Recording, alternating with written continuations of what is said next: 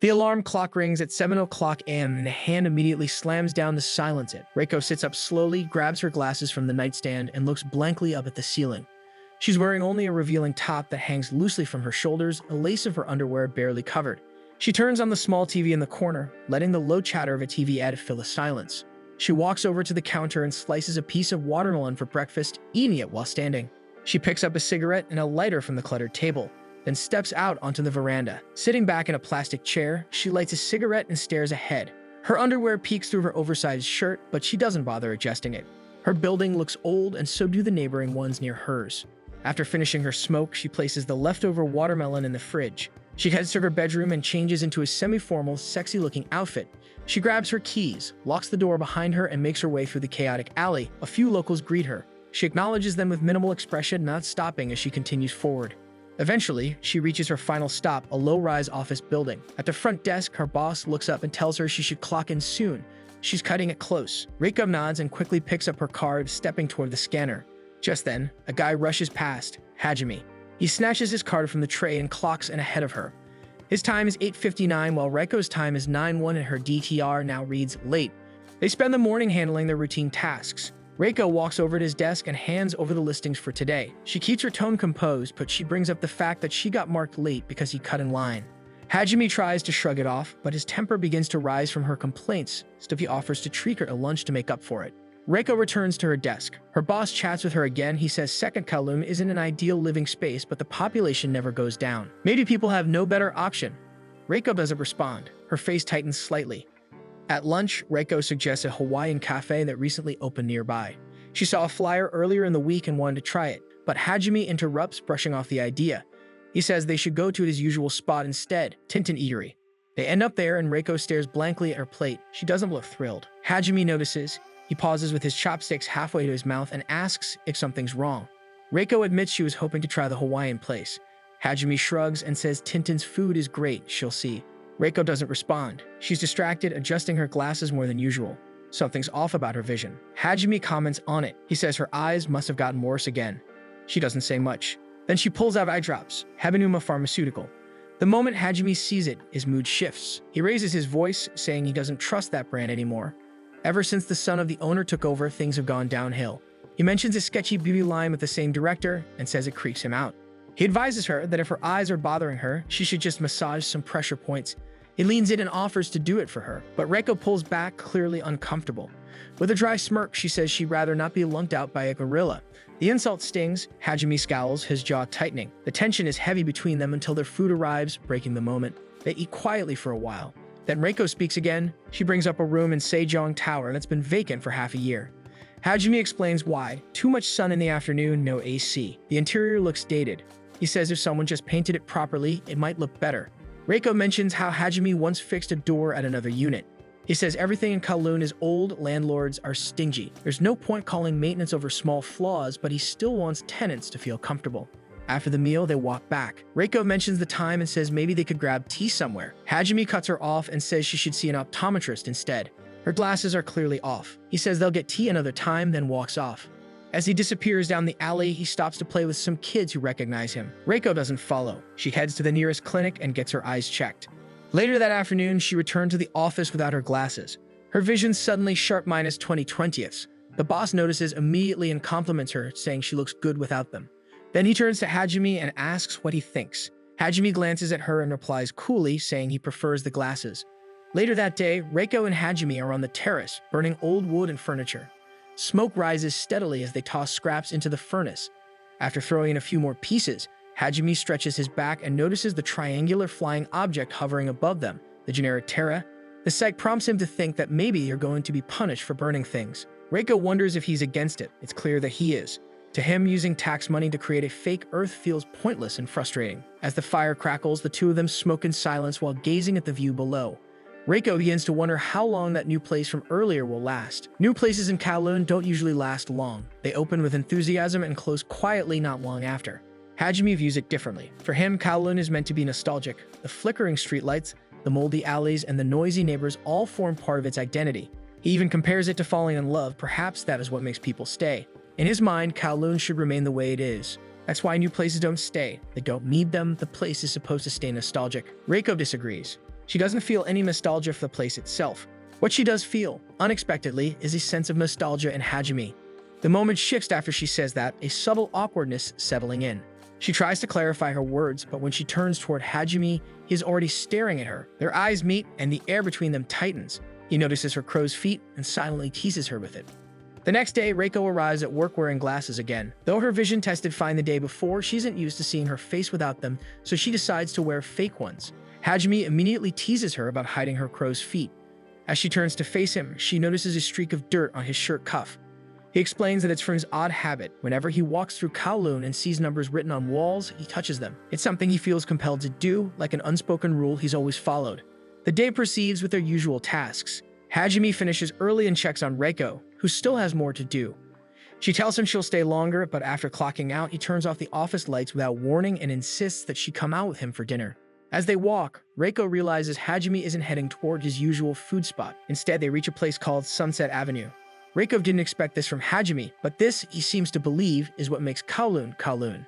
They explore several food stalls, trying different dishes and drinks. After a while, Reiko complains that she can't eat anymore. Hajime suggests one final stop, and they enter a place called the Goldfish Tea House. The bartender named Tao recognizes Hajime immediately, which makes Reiko think he's been here often. They order coffee, and along with it, the server brings out a slice of watermelon on the house. Reiko eats it quickly despite claiming earlier that she is full. She reasons that watermelon is mostly water, so hardly counts. Hajime laughingly reacts to this. As he smokes, Reiko stares at him and suddenly feels nostalgic again. She lights her own cigarette and tells him it's best to smoke after eating watermelon. This statement makes Hajime think. It reminds him of someone who used to say something similar. Hajime appreciates these kinds of quirks. They bring back memories and make him feel connected to something or someone. As they prepare to leave, Tao thanks them and casually assumes Reiko is Hajime's girlfriend. Reiko freezes, surprised by the comment, and tries to correct the assumption, but Hajime interrupts her and urges her to hurry up. Outside, she brings up the mistaken identity, but Hajime only laughs it off. She worries aloud that it might be awkward if he ever brings his real girlfriend there, but Hajime brushes off her concern. Reiko stops walking. When she turns around, the moon is full above her. The generic Terra floats beside it as well. Lost in thought, she doesn't hear Hajime calling out loud to her. He approaches and hands her a small plastic container. Inside is a goldfish. It's a souvenir for the night, something to keep in her apartment. Reiko accepts it and takes it home. Later at home, she places the goldfish in a small glass container. As she watches it swim in slow circles, her thoughts return to what Hajime said earlier. The next day, there is an announcement from the Kowloon Environmental Management Center. A photochemical smog warning has been issued, along with a heat and high humidity advisory. Citizens are strongly advised to avoid outdoor activities as much as possible. Meanwhile, Reiko is out painting a vacant room in Sejong Tower. Despite the advisory, she pushes through, determined to finish what she started. Her body is drenched in sweat, her clothes clinging to her skin. She has the fan turned on and has gone through multiple bottles of water, yet the heat is unbearable. One final wall remains unpainted. She looks at it and convinces herself to power through. Just a bit more and it will be done. But as she tries to go near it, her vision begins to blur. Her knees shake, and before she can brace herself, her body collapses. Just then, Hajime enters and catches her before she hits the ground. He steadies her in his arms and mutters that heroes always arrive late. He told her she should ask for help if she really wanted the job done. He offers her a can of tea and asks what got into her. Reiko tells him she only wanted the tenants to feel comfortable too. Hajime teases that she's starting to have an effect on him, then casually picks up the roller and begins painting the final wall himself. Reiko sits down in a corner, sipping the tea as she watches Hajime finish the work she started. Her eyes are tired, her face flushed, and sweat drips from her forehead. She lowers her head to her knees. She mutters to herself under her breath that she's in love with this man. The following day, Reiko walks around searching for the tea house they had visited recently, the one with the goldfish and coffee. She walks down alleys and retraces her steps but fails to find it. Confused, she gives up and returns to the office. Inside, the place is silent. No one is around. She checks the schedule and sees that the boss is out in a business meeting. As she scans the room, she notices a pair of feet sticking out from one corner. Curious, she walks closer and finds Hajime lying down, sleeping soundly. She tells him to get up, but he doesn't respond. She tries again, louder this time, but still no reaction. So she mimics their boss's voice to mess with him. That finally gets a reaction. Hajime opens his eyes just a bit, sees Reiko, and without warning, pulls her down beside him. Suddenly, Hajime starts kissing her. His arms wrap her, his lips press against hers. At first, Reiko stays still, stunned by the suddenness. Then his kiss deepens, pressure and heat. Reiko starts to resist. She struggles against his grip, trying to push him off. When Hajime's eyes fully open and he realizes what he's doing, he immediately pulls back and shoves her away. Standing up, he mutters that he got the wrong person before storming out. Reiko remains on the floor, stunned, her hands covered her mouth, trying to process what just happened. Later that day, they work as if nothing happened. Hajime breaks the silence first, asking Reiko what food she brought. He talks to her casually as though the kiss earlier meant nothing. Reiko feels foolish for being stuck on something that clearly didn't matter to him. When he left, she noticed papers falling from his desk, his usual mess. She bends down to pick them up and sees something in the open drawer, a photograph peeking through the edge. Curious, she stares at it. It's a picture of Hajime with someone. The other person's face isn't visible, but something about the photo feels familiar. Reiko suddenly remembers the kiss and the mention of Quirk, how she reminded him of someone else. Her fingers tremble, then she picks up the photo and her eyes widen with shock for what she sees. Shaken, she rushes to find answers. She heads straight to the Goldfish Tea House. Upon entering, Tao immediately greets her with a smile. She orders an iced coffee and, without thinking, pulls the photo from her bag. Tao sees it and grins, recognizing it immediately. He casually mentions how they all had fun that day. Reiko doesn't understand. She asks him if he knows more about it. Tao is surprised, as of course he took that picture when Hajime proposed. Reiko stares blankly at the photo, now certain of what she sees. It's Hajime, standing in this exact tea house, next to a woman who looks exactly like her, but she doesn't remember taking it at all. Their names are even written together above the words "Congratulations." Her mind spins. Now she is more curious about the woman Hajime thought he kissed. Walking home through a noisy alley in Kowloon, Reiko can't stop thinking about her recent conversation with Tao. Her thoughts are interrupted by a call from someone named Xiaowei. On the other end, a loud, unsettling noise blares through the line. Xiaowei complains that her neighbor's noise is unbearable. Curious and concerned, Reiko decides to look into it. She walks down the hallway and knocks on the apartment door next to Xiaowei's. When the door opens, a flood of stuffed toy-shaped balloons spills. A flustered woman struggles to step through them, clearly panicked, assuming the person knocking is someone expecting a delivery. She freezes when she realizes she doesn't recognize Reiko. After a brief moment, she invites Reiko inside and offers her a hot drink. The woman explains that she's working on a large order and needs to finish 50 balloon figures, hence the noise. But while she speaks, she notices that Reiko seems distant, not really hearing anything she says. Something is clearly bothering her. Reiko hesitates, uncertain whether to share her thoughts with a stranger. Still, she pulls out a small photo and hands it to the woman. It's a picture of Reiko and Hajime, but Reiko quietly admits that something feels wrong. She and Hajime never took that photo. In fact, they were never even in a relationship. The woman in the picture might look like her, but she is convinced it isn't her. What unsettles her more is that she has no memory of her past. She didn't notice it at first, but now she realizes there are no clear recollections, no history to ground her. She doesn't remember who she was before. The woman listens and then answers calmly. If Reiko believes that the woman in the photo isn't her, then perhaps she is right. She explains that she, too, lives without a past. Her body has undergone so many changes that she considers herself a completely different person. She has discarded her old identity, and with that, her memories. She chooses who she is now and who she refuses to be. Maybe, she tells Reiko, that's an answer worth holding on to. She offers Reiko a tart and they eat in quiet comfort. Back at the office, Hajime notices his drawer slightly open and sees that the photo is gone.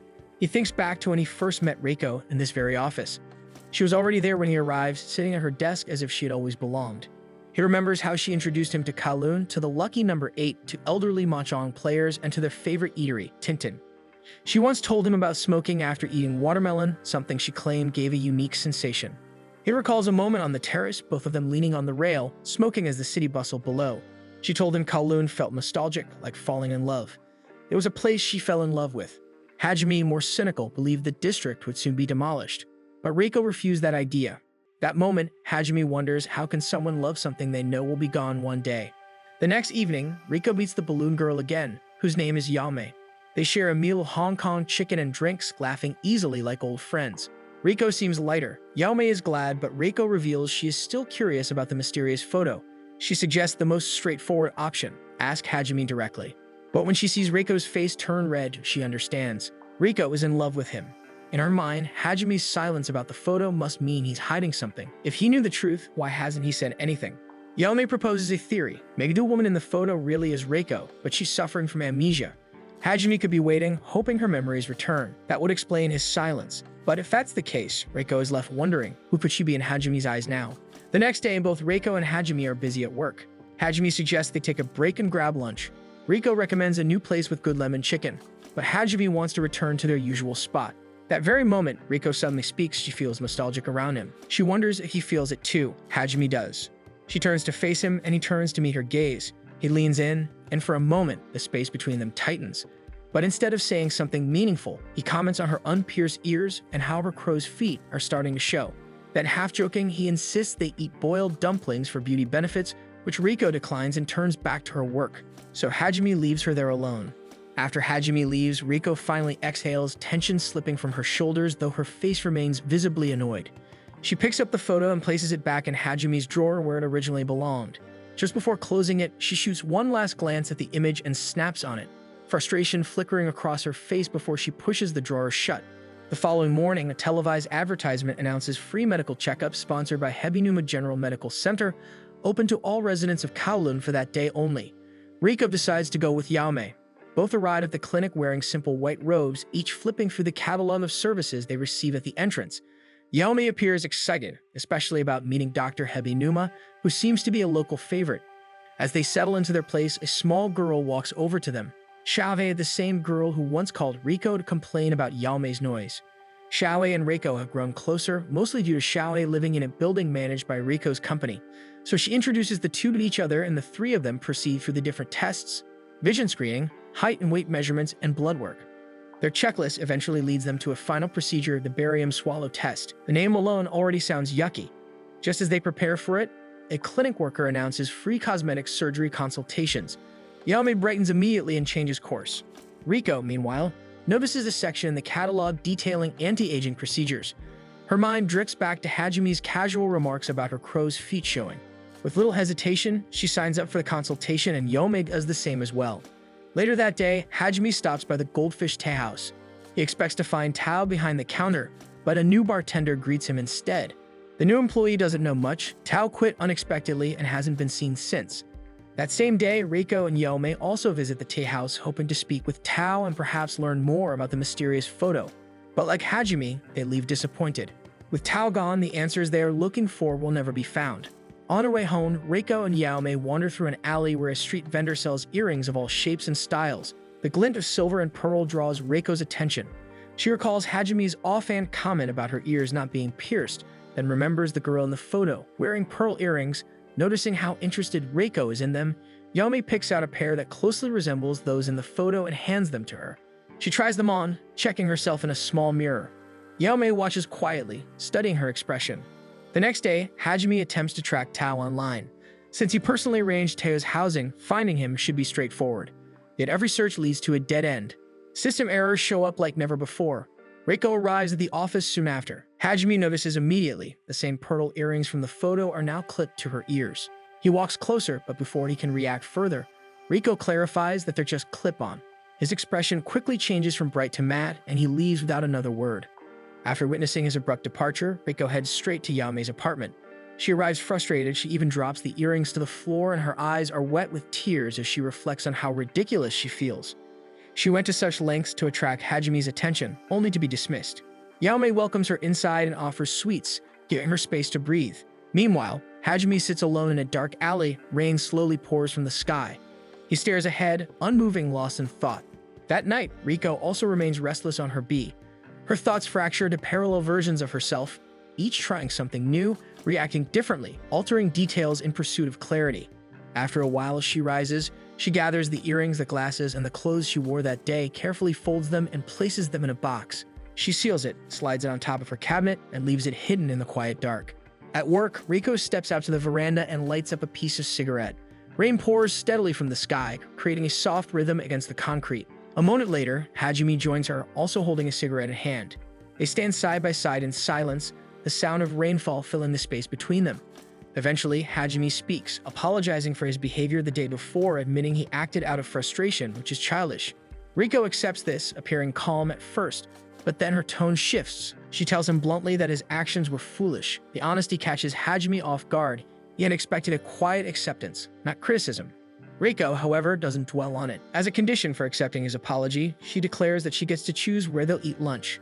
Hajime agrees, and she selects a place known for its lemon chicken. By evening, they return there for dinner. At the restaurant, Hajime tries the lemon chicken Riko recommends. She watches him closely, her expression unreadable, until he finally comments that it tastes good. Her face brightens dramatically with his words, but he still insists that the dumplings are better. After their meal, they step outside. The rain has stopped, but the pavement remains slick. As Reiko steps forward, she slips slightly, but Hajime quickly catches her by the hand. Their eyes meet. Though Reiko moves to let go, Hajime's grip remains firm for a moment longer than necessary, as if reluctant to release her. Eventually, he lets go and reminds her to be careful. They both look up at the sky, where the artificial glow of generic Terra beams brighter than usual. Beneath this light, the two of them share a quiet, romantic moment. Later, Reiko and Yaomei proceed with their scheduled consultation at the cosmetic clinic. Reiko sits in the waiting area, browsing through a catalog, trying to decide which anti-aging procedure she wants. Yaomei notices she has her regular makeup on for the procedure. Reiko seems unaware of why that matters, but Yaomei insists it would be impolite to meet Dr. Habinuma without at least some lipstick, so Reiko takes out one from her purse. Reiko hesitates for a moment. The color reminds her of the girl in the photo, but she applies it anyway. When it's Reiko's turn, she enters the consultation room where the doctor greets her. She tells him about her concern, specifically the crow's feet around her eyes. The doctor receives a file on his computer and pauses to read it. Then, as he examines her, he leans in, touching her face too much it almost feels weird. He remarks that it has a glow and warmth to it. His gaze lingers, and the intensity of his attention unsettles her. He begins to ask unrelated questions about her job, her marital status, her family, and even her household structure. Reiko answers honestly, but her answers only lead to more confusion. She can't recall anything from her past. Her memories are missing. The doctor notes her fragmented memory and smiles, as though he's reached a private conclusion. He informs her that, unusually, her wrinkles have no visible history. Unlike ordinary signs of aging that develop gradually, hers seem to have appeared all at once, as if they've always been there. The remark catches Reiko off guard. She stiffens, trying to comprehend what that could mean. If her wrinkles have no history and her memories are incomplete, then perhaps those memories never existed in the first place. The doctor then leans in closer, speaking softly. He tells her that what truly matters is that she exists in the present. The words confuse her, and her discomfort grows when she notices a subtle shift in the doctor's appearance. His features seem distorted, his tongue unnaturally long, his eyes taking on an abnormal form. Reiko freezes in place as his hand remains pressed against her cheek and her lips, removing her lipstick. Moments later, Reiko bursts through the consultation room door. She storms down the hallway, grabbing Yaomei's hand without a word and dragging her away from the clinic. Inside the consultation room, the doctor stands by the window, watching the two women leave. He mutters to himself, commenting that the lipstick Reiko wore didn't suit her at all. Then slowly he wipes the same shade of lipstick from his own mouth, laughing softly to himself. "It's too wonderful," he says. He might just lose his mind. Hajime recalls walking through Kowloon with Reiko. Earlier that day, they assisted an elderly resident in repairing furniture. As they made their way back through a narrow alley, a dense humidity clung to them. Without warning, Hajime dropped his tools and his knees faltered, causing him to fall to the ground. A sudden wave of dizziness overwhelmed him. Reiko observed him carefully, suspecting heat stroke, so without hesitation, she suggested they return to her nearby apartment so he could rest and rehydrate. Reaching her apartment, he hesitated. Entering a woman's private space felt intimate, perhaps too personal, but the oppressive heat left him little choice. He agreed and followed her inside. Her apartment was modest. Thin white curtains floated gently in the breeze that drifted through open windows. The air inside felt cooler, windier. Hajime moved to the sink, turned on the tap, and splashed cold water on his face. A crumpled tube of toothpaste lay nearby.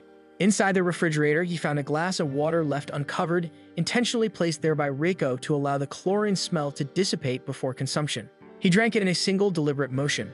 He then sat on the edge of her bed, scanning the room. Everything was neat and orderly. There was no sign of plush toys. Peeking through the window, he saw Reiko smoking on the veranda, her gaze lost in the distance. As Hajime watched Reiko on the veranda, she suddenly spoke, breaking the silence. She asked about his experience in Kowloon so far. Hajime responded, sharing how wonderful it had been, though he admitted that he often felt a sense of nostalgia. He recalled something she had told him before. Nostalgia is like being in love. Hajime, curious, wondered why that comparison resonated with her. Reiko explained. She told him that nostalgia was a strange feeling. Though she had never truly been to Kowloon before, it felt as though she had known the place her entire life. That's the essence of nostalgia. It's the sensation of familiarity with something you've never experienced. It's like wanting to lock that feeling deep within your heart. In that way, it's much like love. Now back in the present, the clock reads 7:45. Reiko stands by the mirror, applying soft pink lipstick as she prepares to leave for work. At the office, she immediately immerses herself in her tasks. Then she hears a familiar voice. She turns, expecting to see Hajime, but she is shocked to see who is also there, Miyuki, the unsettling doctor from Habinuma Clinic. Their last encounter had left her uneasy. Their boss greets Miyuki with enthusiasm, but Reiko and Hajime exchange wary glances. The clinic has officially become a client, and Miyuki is now looking to establish a second location in Kowloon. They all gather together for tea, discussing Miyuki's plan to open another clinic in Kowloon. They set out to find a good location, but Hajime can't stop tapping his feet, his unease palpable.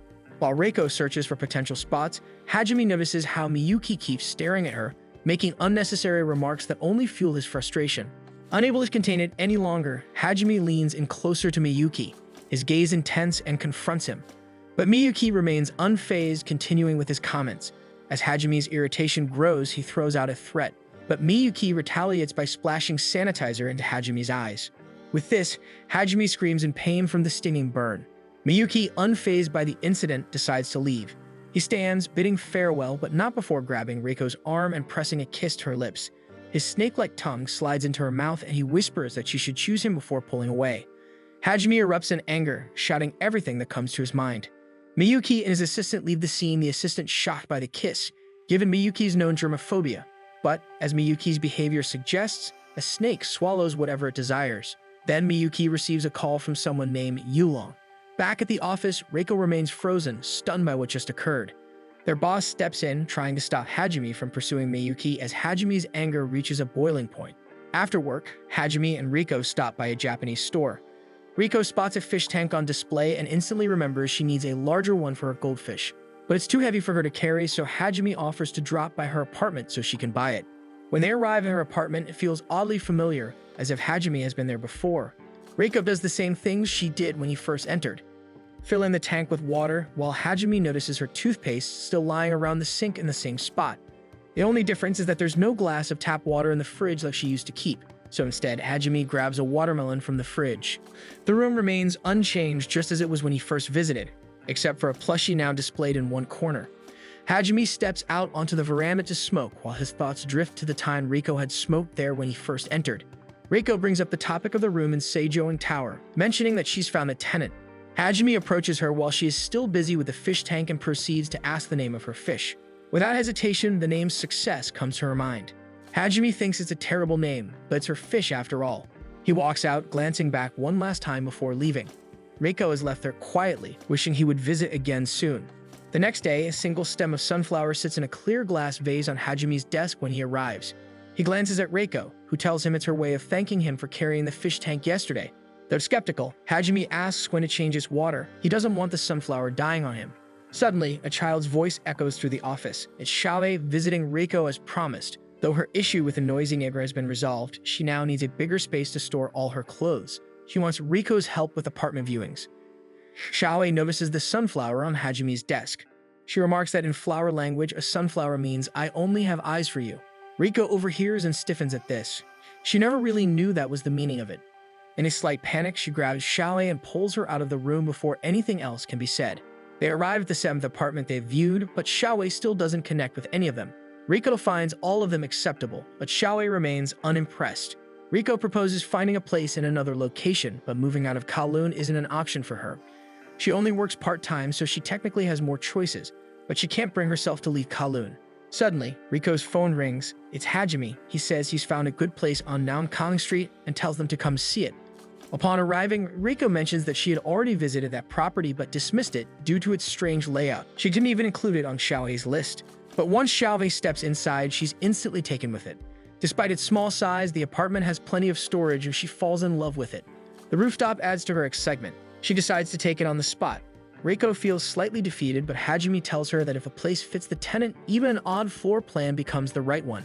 While Xiaowei explores the rooftop, Reiko and Hajime look up at the sky, admiring the weather. Xiaowei calls them over to see something. The view below the rooftop is dotted with blooming sunflowers. It's as if someone scattered seeds there long ago, and now a cluster has started to grow. While looking at the site below, Reiko recalls the meaning of the sunflower in flower language. "I only have eyes for you." The thought lingers. She wanders in a field of gazes, whose eyes Hajime is hoping to find. The next day, Reiko buys watermelon juice at a store. A coin slips from her purse and rolls away. As she's about to retrieve it, a strange man wearing a mask picks it up and plays with it in his hands before giving it back to her. What makes him more strange is that he says nothing. He only bows in response to her thanks and walks away in silence. That same night, news spreads all over the town. It's a newspaper article that reveals Miyuki is not the legitimate child of the company president. Is the son of a mistress who took over the company because the rightful heir and his mother died in a car accident years ago. Even the housekeepers can't stop talking about it. Meanwhile, Miyuki sits on a bed, sharing it with the masked man from earlier. Though the article is mentioned, Miyuki doesn't seem to care.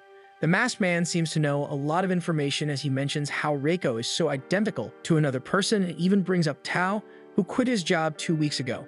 Miyuki stands as well, walking over to the window to gaze at the view. He dials a number. When the call connects, he asks for updates. He's investigating Reiko's identity. There's nothing yet, but he trusts the man on the other end. He slips off his robe, revealing a body marked by a large, winding snake tattoo that coils across his skin. The next day, Hajime walks through the streets of Kowloon with a photo of Tao in hand, asking people around who might have worked with him if they've ever seen the man. Someone suggests he try visiting Tao directly or ask his neighbors. After all, he's a real estate agent. But every attempt leads nowhere. When he tries to walk and go to Tao's apartment, the path folds into a dead end. The roads going there are gone, erased as if they never existed. It's as if Kowloon is doing something strange to trick him. Elsewhere, Reiko smokes alone on the veranda, watching the view with her cigarette in hand. Suddenly, the masked man from yesterday appears beside her once again. She turns toward him, startled not by his presence but by what follows. He removes his mask and she recognizes him as the bartender in the Goldfish Tea House, Tao. His hair is loose, no bun like before, but everything else matches: his face, his eyes, his presence.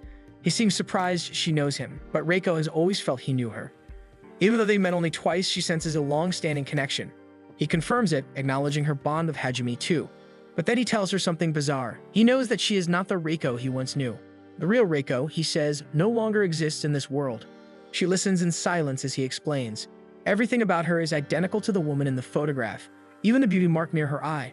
But it's not her at all. She is someone else in Reiko's body, unaware, living a life not her own. He pities her, then tells her to relay a message to Hajime that he will visit him soon, before leaving her there confused by his words. Reiko walks back to the office, Tao's words echoing in her mind. If she is not the woman in the photo, then this life, this past, all belong to someone else. Inside, Hajime sits slumped at his desk, his head resting in his arms. On his table, the sunflower she once gave him stands wilted in a dry vase. She picks it up, intending to throw it away. Before she can leave, Hajime mutters he doesn't like her. But she shrugs it off, saying he already knows that, then she proceeds to drop the dead flower into the trash. That night, Reiko sits awake on her bed, replaying Tao's words. If everything she is now isn't truly hers, then Hajime's affection and their shared history, none of it really belongs to her. It all belongs to the original Reiko. The next day, they work in quiet routine.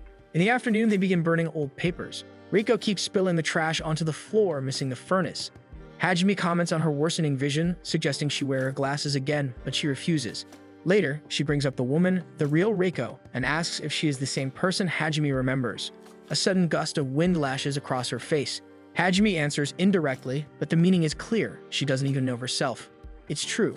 She has no memory of how long she's lived in Kowloon, when she started working, or even how she speaks. Everything feels borrowed, as if they all belong to someone else. Yet there are still some things that truly belong to her. Her goldfish, the fondness for lemon chicken, and the way she loves Hajime. But Hajime denies it. To him, her love is just part of the illusion, an echo of the life she is living. Reiko knows otherwise. Everything she feels is real. She explains with tears in her eyes how deeply she aches for his touch and how she longs for his acknowledgement. Hajime stares, speechless. She tries to express the depth of that ache, but the words catch in her throat. Her chest tightens, her breath shortens, and a world spins. Then, overcome by it all, she collapses to the ground. The scene opens to a flashback of Hajime and the real Reiko drinking together at their regular spot in Kowloon. They are celebrating Hajime's welcome party with shelled shrimps and some alcohol. Over drinks, Hajime brings up the topic of Kowloon being demolished soon.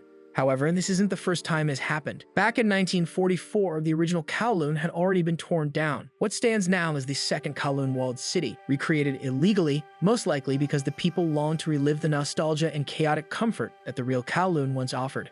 After finishing their meal, they head home. Reiko, already quite drunk, walks in zigzags while Hajime does his best to assist her. Despite her condition, she insists on going for more drinks, but Hajime gently refuses. Then suddenly, the strap of Reiko's bra slips down her shoulder, making Hajime visibly uneasy. He quickly averts his gaze, determined not to act inappropriately, but Reiko, without hesitation, grabs him by the tie and pulls him into a deep, passionate kiss. Hajime freezes, his face turning a bright red from a mixture of shock, shame, and bliss. Still, after hesitating, he gently holds Reiko by the shoulders and presses another kiss onto her lips, this time deeper and fully consensual. Back in the present, Reiko wakes up in an unfamiliar place. She panics for a moment before realizing she's in Hajime's apartment. She finds herself resting in Hajume's bed while Hajime sleeps in a chair beside it. Hajime stirs awake, recalling how Reiko collapsed on the rooftop yesterday. Since then, she had been sleeping soundly like a log. As Reiko slowly sits up, Hajime brings up the question she asked before fainting, the one about the real Reiko. Her eyes widen when he mentions it, sensing he is about to reveal something important. But before he can say a word, a quiet voice inside her warns her to stop him, and she refuses to hear it.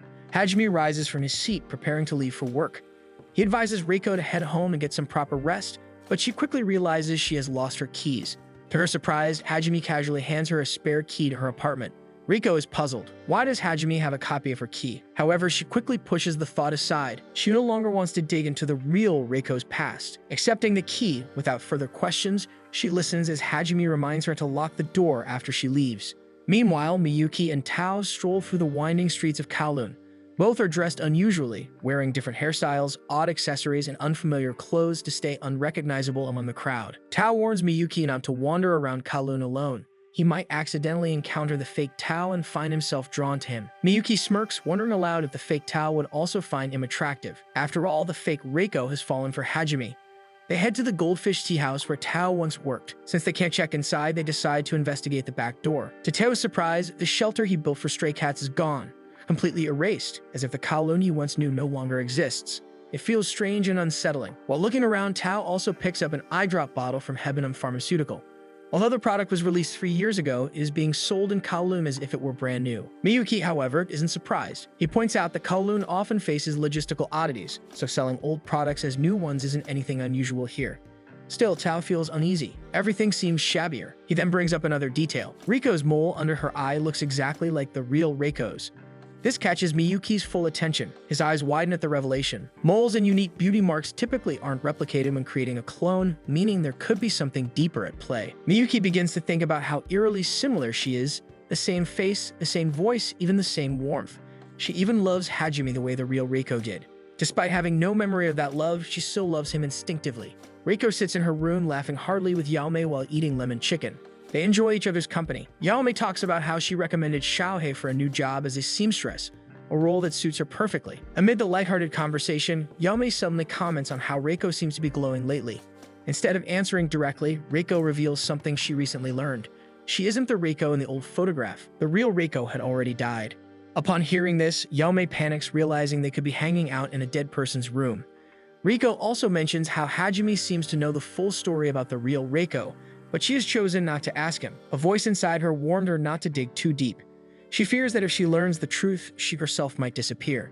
Instead, Reiko decides she will simply live as herself. She doesn't need the past to define who she is now. She trusts her own choices and is determined to take ownership of her life, free from the shadows of her unknown past. Yaomei smiles at Reiko's response, happy to hear her confidence, but she still finds it strange, being identical to someone else and having no memories of a past life. Reiko then shares what Miyuki once told her at the hospital. Her wrinkles looked natural, as if they had always been there. In her room felt like it had existed forever. She doesn't remember moving in, but she remembers her belongings. It's as if she was simply placed there to continue living the real Reiko's life like a clone. That's when Yaomei reveals something she found during her internet research. She came across a deleted post mentioning a secret research in connection with the Gene Terra project, which allegedly aimed to create clones. Although the post was erased, Yaomei can't help but wonder if there's truth to it, especially given everything happening to Reiko now. The project is called Zirconian, named after the gemstone zirconia, a fake diamond. Hearing this, Yaomei shows Reiko the zirconia earrings she's wearing. Riko's heart sinks. If she was truly created to be a fake, she longs to be something real. Yaomei then stands up and tells Reiko to turn off the lights. In the dark, she holds up her zirconia earring. It gleams brightly, almost like a real diamond. Though it isn't genuine, Yaomei says she treasures it deeply. She shares her own story, how, after countless plastic surgeries, some might see her as fake too. But just like zirconia, even something not considered real can shine beautifully. Reiko listens closely, feeling comforted. Even if some people only see fakes as fakes, there are always those who recognize and cherish the light they carry. The next day, Reiko returns to work and is greeted by Hajime, who shows up late once again. At lunch, Hajime walks through a secluded alley when he hears Reiko and Yaomei's voices approaching. Instinctively, he hides without knowing why. As he listens, he hears them planning a small get-together with Yaomei suggesting that Reiko invite Hajime as well. The topic then shifts. Yaomei encourages Reiko to move to a new room, throw away all her old belongings and start fresh, living as her true self, not just as a replacement for the real Reiko. But Reiko refuses. She wants to keep the things not for Hajume's sake, but for the real Reiko's. Even though the original Reiko no longer exists, her belongings keep a part of her alive. If they were thrown away, it would feel like erasing her completely from the world. Hajime stands on the rooftop, smoking a cigarette as he gazes at the view when Reiko arrives. She approaches him and invites him to Xiaohei's welcome party. However, Hajime declines, suggesting that Reiko, Yomei, and Xiaohei enjoy themselves without him. Despite turning down the invitation, Hajime casually pulls out a handful of cash from his pocket and offers it as his contribution to the party. Reiko stares at the amount in disbelief, amazed at how much she's willing to spend. Still, she feels happy knowing they can splurge and celebrate properly, thanks to Hajime's unexpected donation. Remembering her shift, Reiko leaves in a rush. Hajime follows after a while, waiting for the right moment. Reiko pauses by the door, waiting for Hajime to knock before she leaves completely. Hajime approaches, and for a moment, they are face to face with only the door separating them. As he raises his hand to knock, he hesitates. Memories of the real Reiko haunt him. He imagines her still on the rooftop, smoking her cigarette while gazing at the distant view. That afternoon, Yomei continues working but can't brush off Reiko's words. Reiko still refuses to move or throw away the real Reiko's belongings. To Yomei, it feels wrong, like Reiko is still trying to live someone else's life instead of building her own. As evening falls, they gather on Xiaohei's rooftop to celebrate her housewarming party. Although Hajime had initially declined their invitation, he still shows up, claiming that Xiaohei forced him to come. The atmosphere is lively as they start eating, and Yomei prepares a plate for Hajime, an unbalanced mix of 1/3 chicken and 2/3 lemon, drawing laughter from the group. Returning to their discussion about finding a new place, Yomei suggests a location where Reiko could move.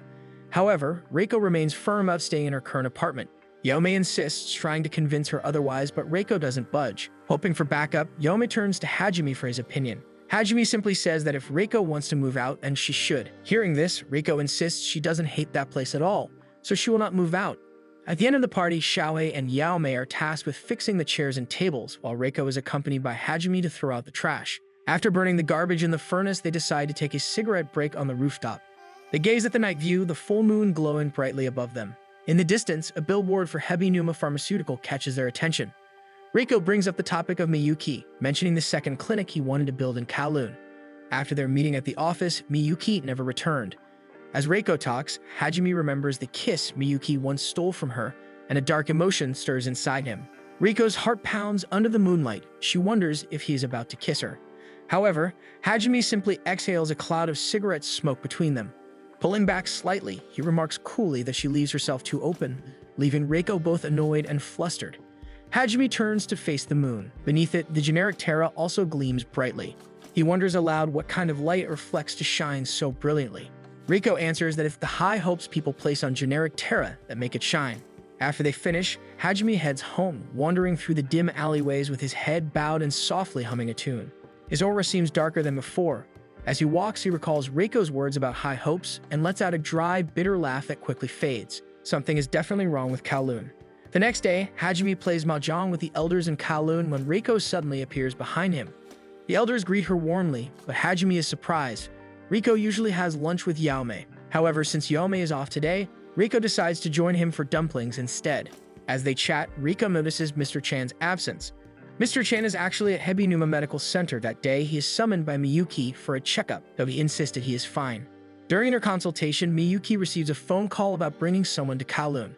Miyuki quickly tells the person on the phone to escort the newcomer back to his home. As Miyuki glances back at Mr. Chan, he is taken aback to find the chair now empty. He proceeds to tell Tao. The situation continues to unfold with unexpected twists.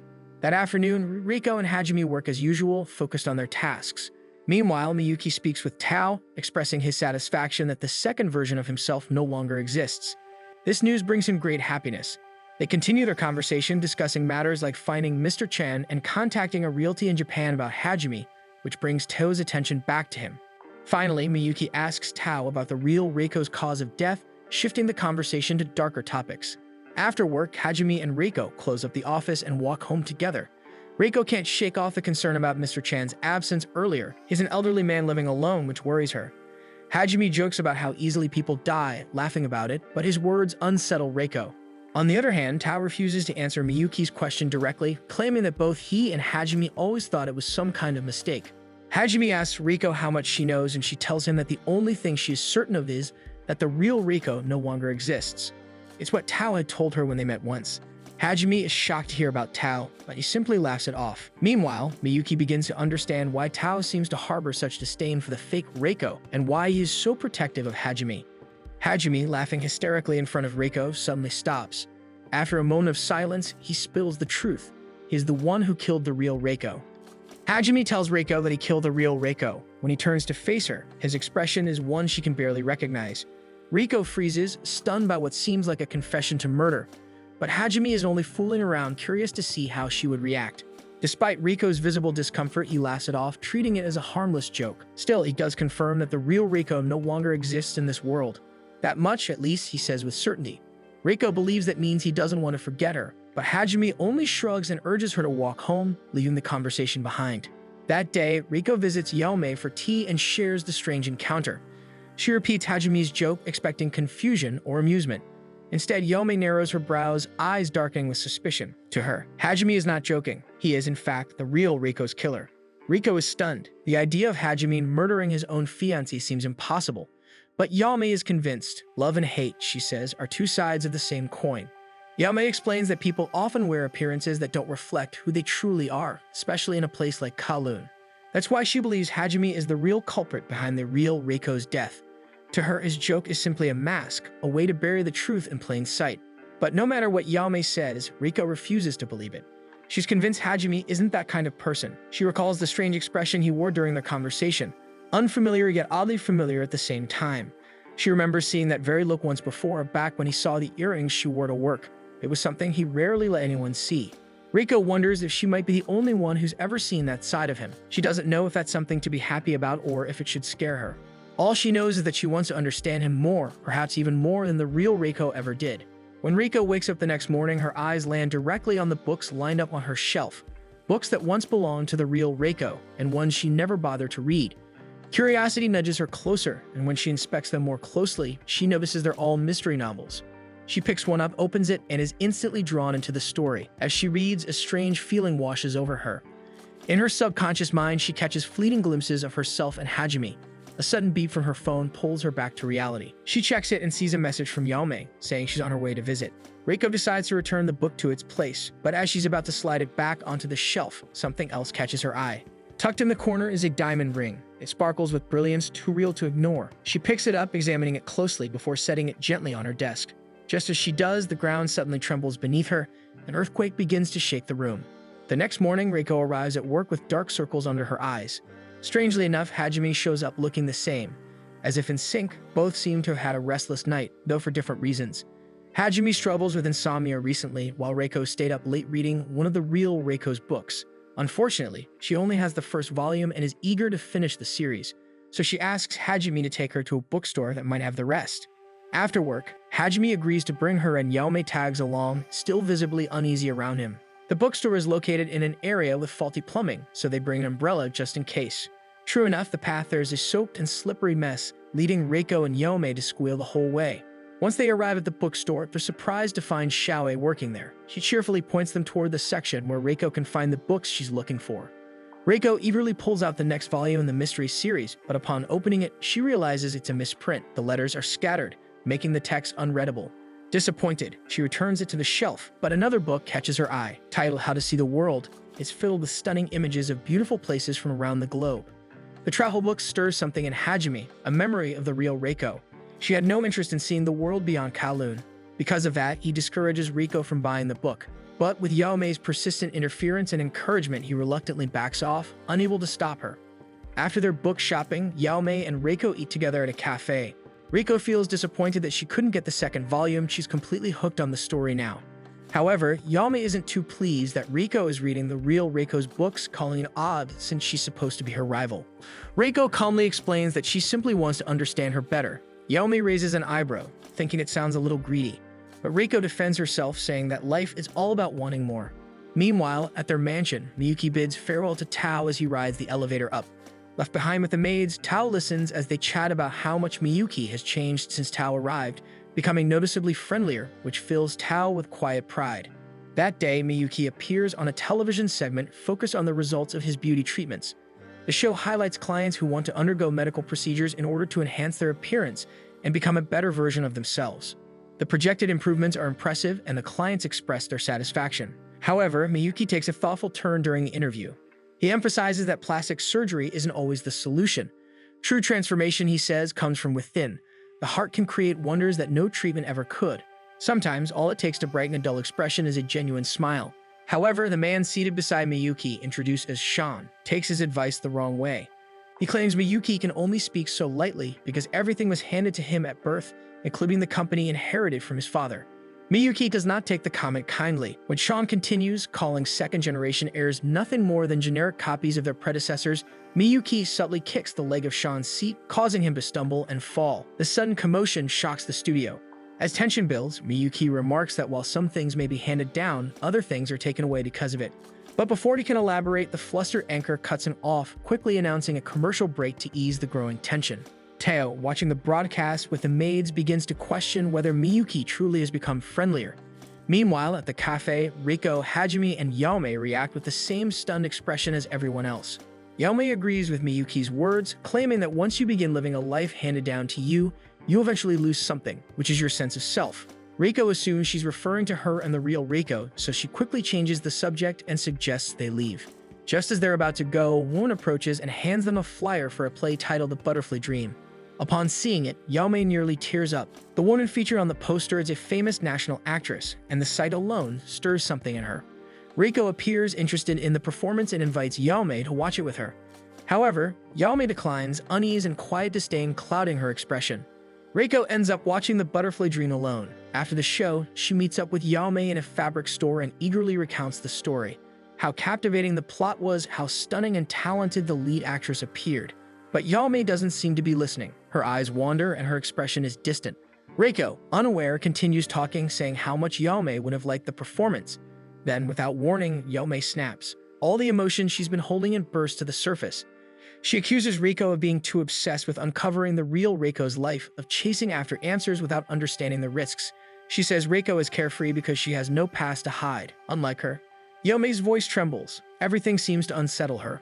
All this time she's been scared, and Reiko, no matter how hard she tries, can never truly understand. Without another word, Yaume turns and walks away, leaving Reiko standing there stunned and confused. Yaume threw her past life behind and started anew, but no matter how far she runs, it keeps finding its way back. As she arrives home and faces the mirror, her reflection catches her eye, a version of herself she no longer recognizes, yet still fears. The reason she reacted so coldly when Reiko mentioned the butterfly dream is because the lead actress is her mother, a woman who controlled every detail of Yaume's life, her appearance, her clothes, and even her very accessories. The play and the poster triggered memories she tried so hard to forget. Although Yaume doesn't always agree with her mother's choices, she's often left with no choice but to go along with them. People constantly tell her how much she resembles her mother, that she's just as beautiful. But beneath the surface, Yaume feels something else entirely. No matter how pretty others say she is, it's as if her freedom, her sense of self, is slowly being taken away. Riko keeps texting Yaume until the next day but receives no reply. While walking alone, she passes by a shop selling zirconia earrings and suddenly remembers something Yaume once told her. To be herself and nothing else. Whether real or fake, genuine or not, what matters most is being true to who you are. Only then does Reiko begin to understand what Yaume meant yesterday. She herself only lives in the present and has no past to carry, which is why she can't fully grasp what Yaume is feeling.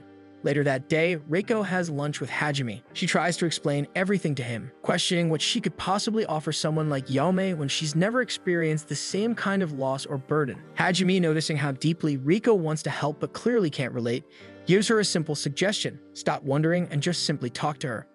Reiko wastes no time and visits Yaume right after work, carrying a box of egg tarts, Yaume's comfort food. However, Yaume, still feeling unlike herself, refuses to open the door. From behind it, she tells Reiko to leave.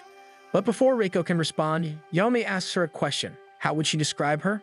Without hesitation, Reiko replies that the Yaume she knows is lively, confident, and proud with a clear sense of self.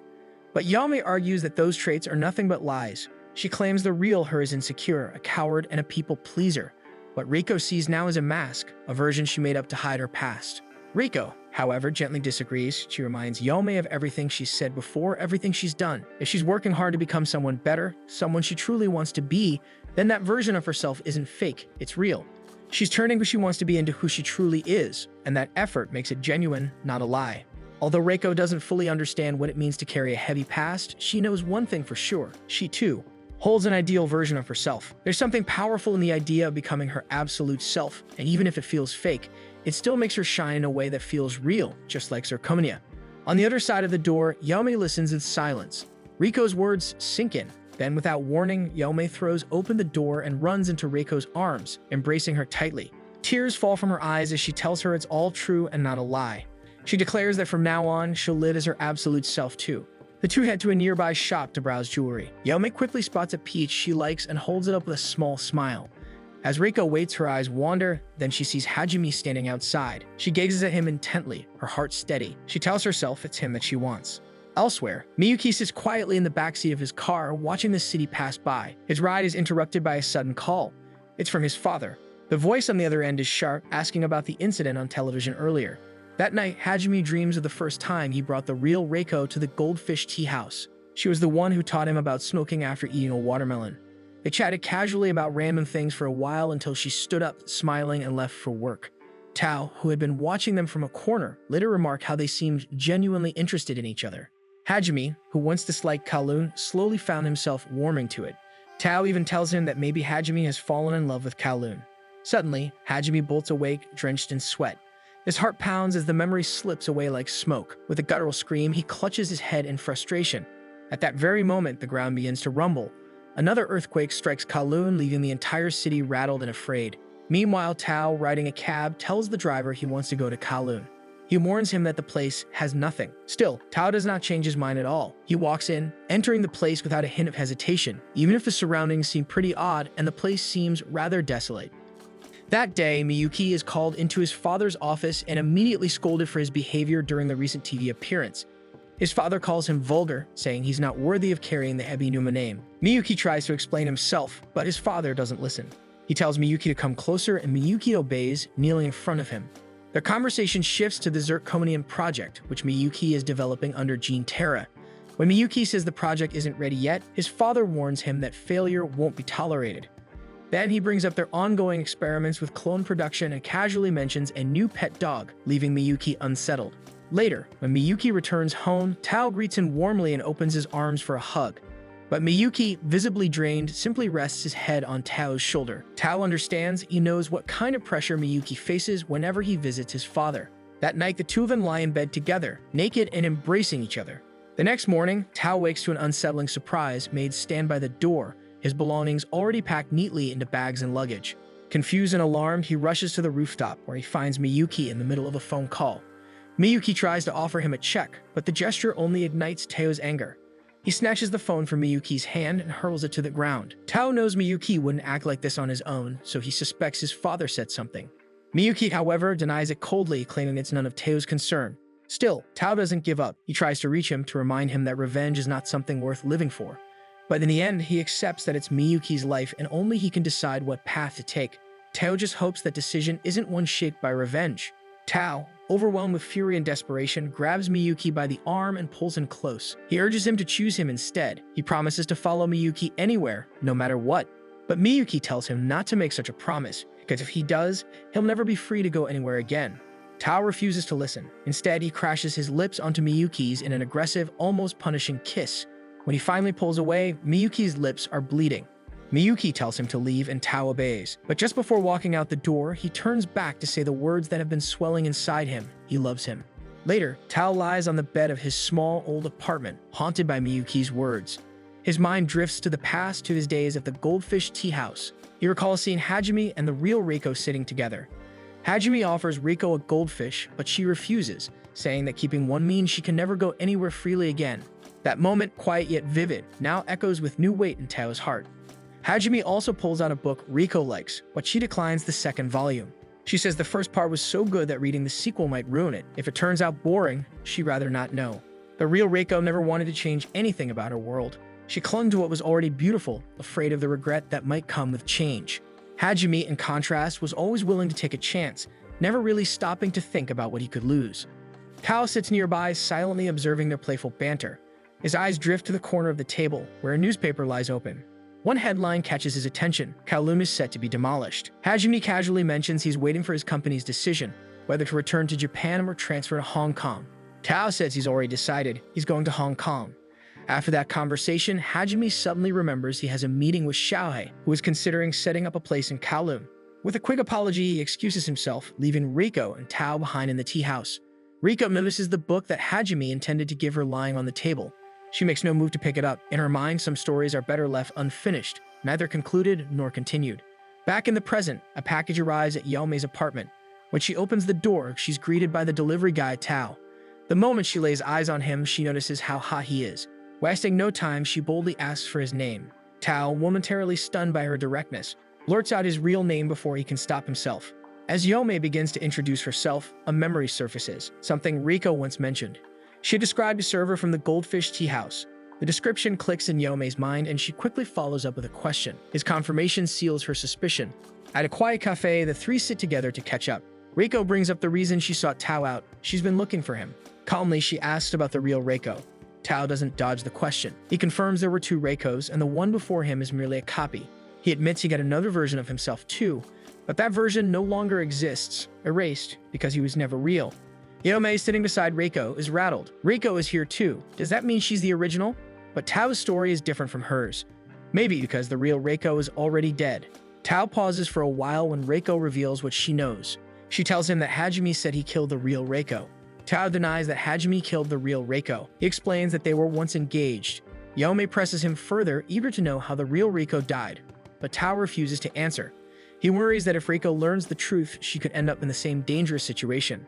After all, she already has feelings for Hajime, just like the real Reiko did. Reiko, however, is firm in her conviction that her feelings are genuine. Hers alone, not something she's trying to imitate. She reassures Tao that she is truly herself. Tao hesitates for a moment, then admits she doesn't resemble the original Reiko he knew. This version of her seems to be real. Their conversation is cut short when Reiko notices the time. She has to return to work. Before rushing off, she urges Tao to meet her again. Yaomei, however, insists on talking more with Tao. Yaomei enjoys the food at the cafe while Tao watches her visibly stunned. He doesn't recognize her from Kowloon, but Yaomei casually explains she's only been in Kowloon for 6 months and didn't know the place before. Tao grows concerned and warns her that Kowloon is a dangerous place. He asks if she's ever felt anything strange about herself. Yaomei pauses before explaining that she hasn't always looked this way. A few days ago, she became certain she had changed back into her former self. This wasn't a hallucination or anything. It had to do with being one's absolute self and truly owning everything your heart desires. She explains that lying to yourself creates a false version of who you are. As she speaks, he recalls Miyuki's situation. Yaomei asks Tao about the second version of people, wondering if Hajime could be a fake. She senses something off about him and urges Tao to figure it out. Tao agrees as he plans to see Hajime later, but deep down he knows Hajime is real. After all, who else would do something so cruel if not the real Hajime? Reiko prepares a cup of instant noodles when Miyuki's interview appears on the television. He's discussing memory storage in Gene Terra while she focuses on cooling her noodles. Suddenly, Hajime storms in, scolding her for eating the noodles he had set aside. Reiko explains she skipped lunch and Hajime, noticing the crow's feet on her face, points them out. Reiko simply replies that it's a sign of life, proof that she's alive. Hajime falls silent, then leaves with a reminder to restock the noodles. Reiko insists they buy some together the next day. Left alone, she reflects on what she just said. The things she enjoys, food, friends, are starting to define her. They feel like her own. She's finally becoming herself. Yet thoughts of Hajime linger. He lost his fiancé and clings to nostalgia. He avoids change. Still, he continues working beside her, someone who looks just like the woman he lost. Reiko wonders what it must feel like to be in his shoes. Miyuki visits Dr. Wong for a private consultation. He asks if he can get pregnant, but Dr. Wong explains that although Miyuki possesses both male and female genitalia, he has no functional reproductive system. Not even in vitro fertilization would work.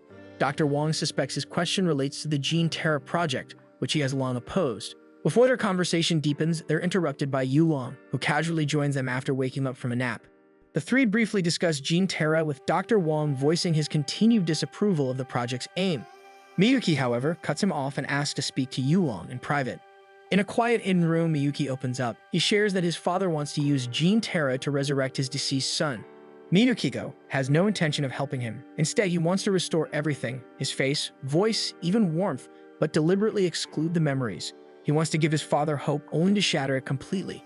Yulong remarks on Miyuki's twisted nature, but since it entertains him, he chooses not to interfere. The idea Miyuki proposes isn't entirely impossible after all. Many dead people in Kowloon continue to live their lives as if nothing changed. They're called zirconians. But Miyuki isn't just interested in the people. He wants to know how the replicated second-walled city of Kowloon, which once vanished, was recreated. Yulong agrees to discuss it, admitting that some people can see restored Kowloon while others cannot. He himself loved that place, but it no longer appears to him. Miyuki, however, still sees it. Yulong finds it unfair that even though he and Miyuki both grew up in Kowloon, only Miyuki can still see it. There must be a condition that determines who can see the restored city. He rules out the length of residency. After all, even Tao, who didn't live long in Kowloon, can still see it. Tao lived through the destruction of the second Kowloon and remembers the old one as being different from the new. As Yulong thinks about it, he brings up a celebrity known to be living in Kowloon. He pulls up her image on the screen. It's Yao Mei. Though her face has undergone extensive plastic surgery, she remains a real living person. They both wonder what someone like Yao Mei is doing in a place like Kowloon. They talk about Yao Mei's life, how she vanished from the public eye despite being a sheltered figure. It suggests she likely didn't even know about Kowloon before. If someone with no past connection to the city can still see it, then prior knowledge isn't a requirement. Yulong thinks it over and suggests that Hong Kong naturally draws in strong personalities and Kowloon's influence is far-reaching. Placing something as powerful as the Gene Terra project directly above Hong Kong could disrupt a natural balance. Miyuki compares the phenomenon to Feng Shui, calling it superstition, but Yulong disagrees, arguing Feng Shui is scientific and how it helps people shape their lives. He hypothesizes that Gene Terra resonated with something unknown, causing the illusion of the second Kowloon, visible only to those who match that resonance. Since the exact trigger is unclear, they must consider all possibilities. Yulong tells Miyuki that people often see what they want to see. His Gene Terra pitch exploits that idea. Maybe Kowloon works the same way, but that theory fails too. Yulong, who longs to see it, can't, while someone like Yao Mei, with no past ties to Kowloon, can. That's all they know for now. Kowloon isn't the common denominator. It only appears when a person resonates with something, but what that is remains unknown. With that, Miyuki stands and leaves, resolved to handle things on his own. Yulong walks him to the staircase and says goodbye, advising him to watch for anything unnatural, as it might offer clues. As Miyuki disappears down the stairs, Yulong stays behind, quietly hoping he keeps his guard up too, not to be swallowed up by Kowloon. The next morning, Hajime and Reiko go out to buy cup noodles. As they walk, Reiko shares a story about her lunch with Yao Mei, where they tried an international dish. She muses about visiting its country of origin for the authentic taste, but Hajime suggests trying cup noodles inspired by different countries instead. Reiko brushes it off, suspecting they're all made in Japan anyway. Frustrated, she walks away to buy detergent. Along the way, she spots a travel guidebook, picks it up, and admires the places inside. Just then, Hajime appears behind her, noting her eagerness to leave Kowloon. Reiko has only ever known life in Kowloon, but she dreams of exploring the world, maybe even moving somewhere new.